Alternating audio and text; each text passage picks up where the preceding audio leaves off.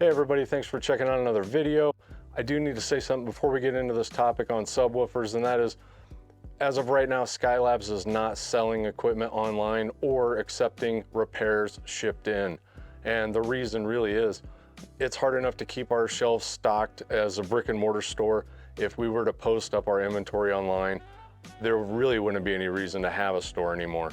And if we took in shipped repairs, I think we'd probably be a year behind pretty dang quick. So as the way things sit right now, we need all equipment that comes in for repair to be brought in person. And then we're gonna do all of our sales in person as well. So maybe things will change in the future, but for right now, we're kind of stuck this way. And at that, let's get into this video. Thanks.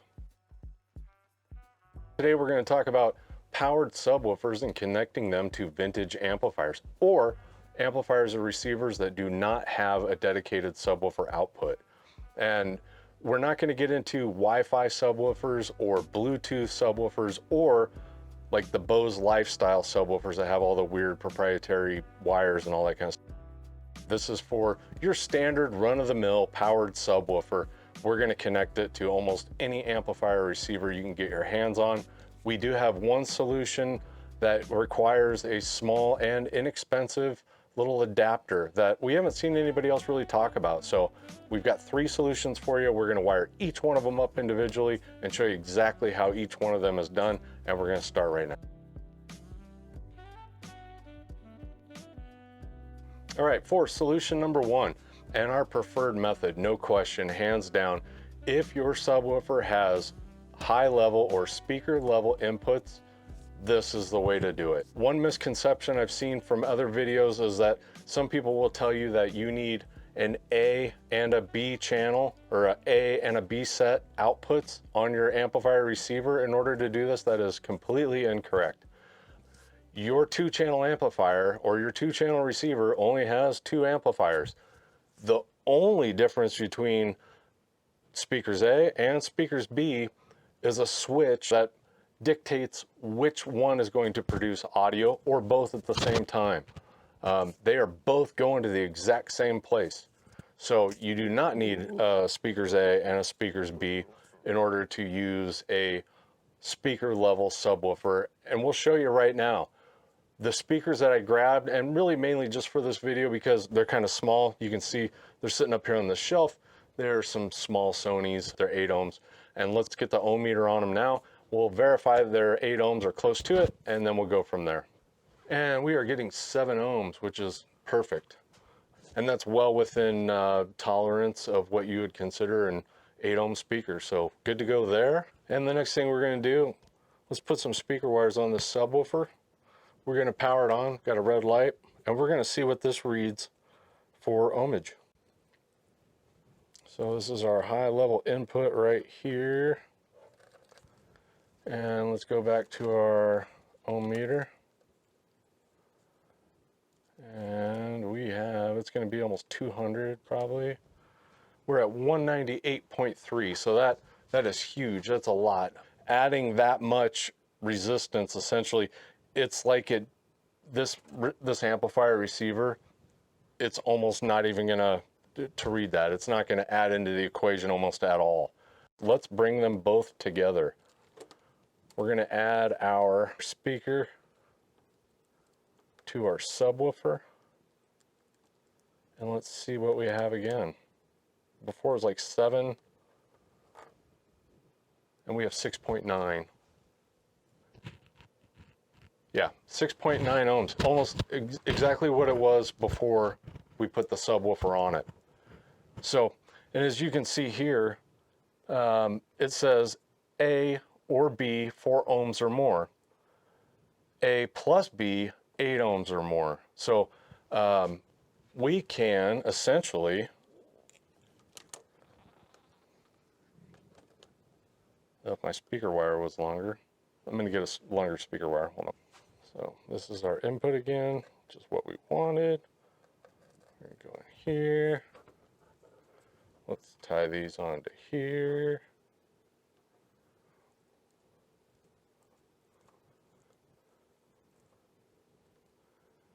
And at this point, we could literally plug these into the output of this Pioneer and it is going to show an 8 ohm load, which means you've got the B speaker outputs to assign to another set of 8 ohm speakers if you wanted to, and then use your speaker selector to switch whether you want A or B or A and B.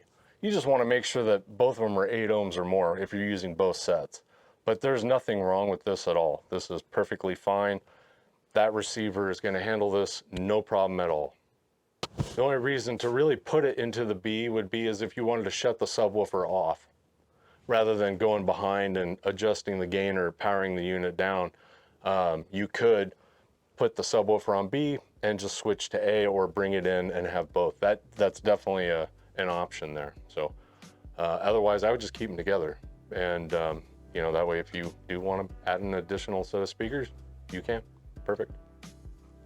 So now for the second part of this scenario, there is an option if you have a subwoofer that has high level outputs as well. And let's say you want to run 2 wires, 2 sets of speaker wire to the sub, and then you want to go from here and go to your speakers. There's nothing wrong with that either. It almost just kind of depends on where the subwoofer is going to be located as opposed to where the speakers are going to be located. I would probably try and keep my speaker wires at minimum lengths. And so if I was going to put the subwoofer across the room, I would probably do it this way and just run my speaker wires over to the subwoofer, rather than bringing all of my speaker wire over to the subwoofer and then coming out of the subwoofer and going to my speakers. I would do it like this. If it was close, you might just drop, you know, 2 speaker wires down to your subwoofer and then come out of your subwoofer and go to your speakers if that works better for you. It's just kind of it's just going to depend on the situation and how your room is set up. But either way, if you got the outputs here, and let's just wire it up. Let me just show you real quick. That way I'm not confusing you. And I'm not going to hook up the right side. You would just repeat this on the other channel. Let's just keep it real basic so everybody can see the wiring and where it's going. So, and this would be the other way to wire it if you wanted to use the ins and the outputs of the high levels on the subwoofer. Let's go high level input right here.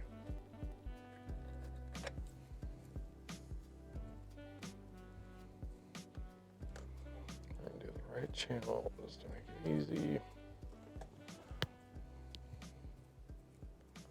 And we're gonna do the output right here.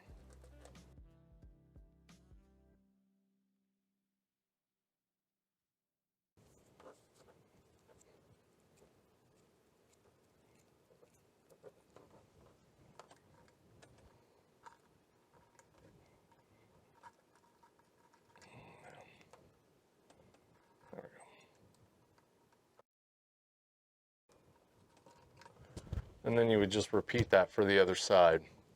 But this is another way to do it. And this way, you know, you put your speaker wherever you want it.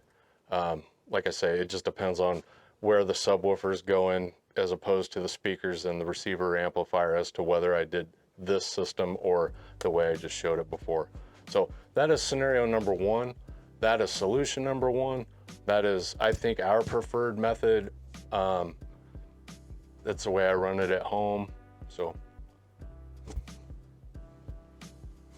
by the way, my thumbs do this. Anybody else have thumbs that do this? Kind of strange, isn't it?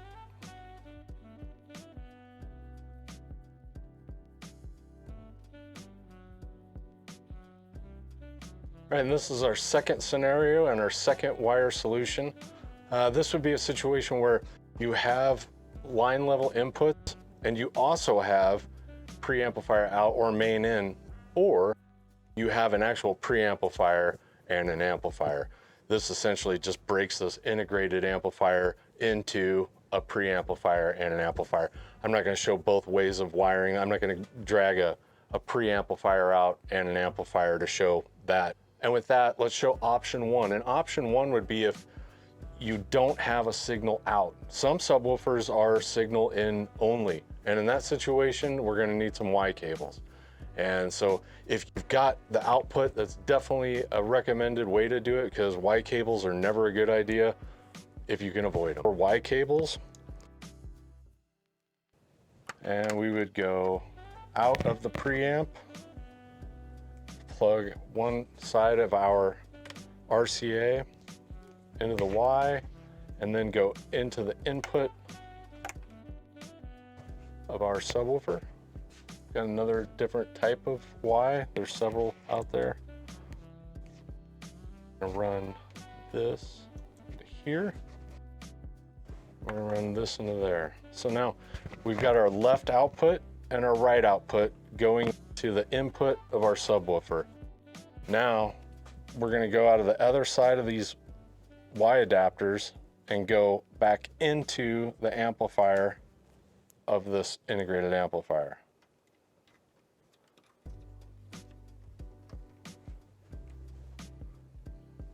So now we're going out of the preamp into the subwoofer. We're also going out of the preamp back into the amplifier. This is not the recommended way of doing it if you have signal outputs, but like I say, some subwoofers do not. So let's show you how you do it if you have line level outputs. So we're gonna go out of the preamp, we're gonna go in to the subwoofer, out of the subwoofer,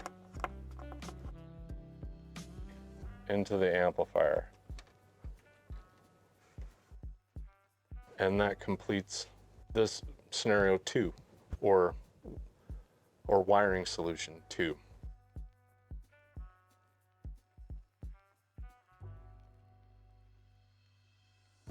And this is the third solution, or the third scenario. This is where we're going to use this little box that I've been talking about. This one is made by Kicker. We've got it's a KISLOC2, and I think there's a newer version. I saw on Amazon. We have an affiliate link in the description. If you do end up wanting to pick one of these up and you want to help support the channel, if you use that affiliation link, we get a small commission on it, and no more cost to you. It really helps us out a lot. But the new one, at least what I've seen online, has 2 attenuation pots on there, which is huge because I've used these before, some subwoofers, and it's hard to dial in the perfect amount as it's just too hot. So I end up, you're barely able to get the volume up, and then you got to stop.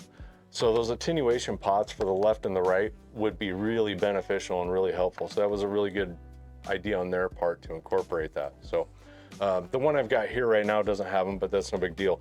How this works is it takes our speaker level and it changes it to line level. These are actually made for car audio, but they work just fine. You're gonna have 2 extra wires, but that's for the remote to turn on the amplifier in a car. Just omit them, doesn't matter. Let's see if I'll get you a close-up on this. And for this, I'm just gonna hook up one side again, just so you can see how it's done, rather than having a bunch of wires and a rat's nest up there hooking up the left and the right. You'll just do the same thing with the other side. Super simple. So let me get this wired up and we'll go over it. And also wanted to show you just what, when I put the ohm meter on our Kicker device here, it's showing 60 ohms. It's gonna be just like this. That's so much that it's not gonna affect anything. It's definitely not gonna draw a 4 ohm load down to a dangerous level by any means. So these are just as safe as plugging a powered subwoofer right into the back of an amplifier or receiver. So yep, 59 ohms, perfect. Okay, so in this scenario, what I would do is I would parallel those together, connect my positives and my negatives together, and land them right down there to the back of the amplifier receiver, and then just connect your RCA cables going into signal in right here and right here. And now you have a vintage amplifier, or an amplifier that doesn't have a subwoofer output, or doesn't have the preamplifier out main in, hooked up to a subwoofer with line level only, and you are off to the races. Just set your low pass filter, all that kind of good stuff. Perfect. And that is the solution for our third scenario. Once again, not the optimal solution, but if you already have a subwoofer and you want to utilize it with a vintage receiver, this gets the job done really well. Nothing wrong with this at all. So, hey, thanks for checking out another video. We do appreciate everybody that has shared, liked, and subscribed over the last couple weeks. The amount of interest in this channel has honestly floored me, and I really appreciate everybody that's commented and once again just been a part and watched the videos.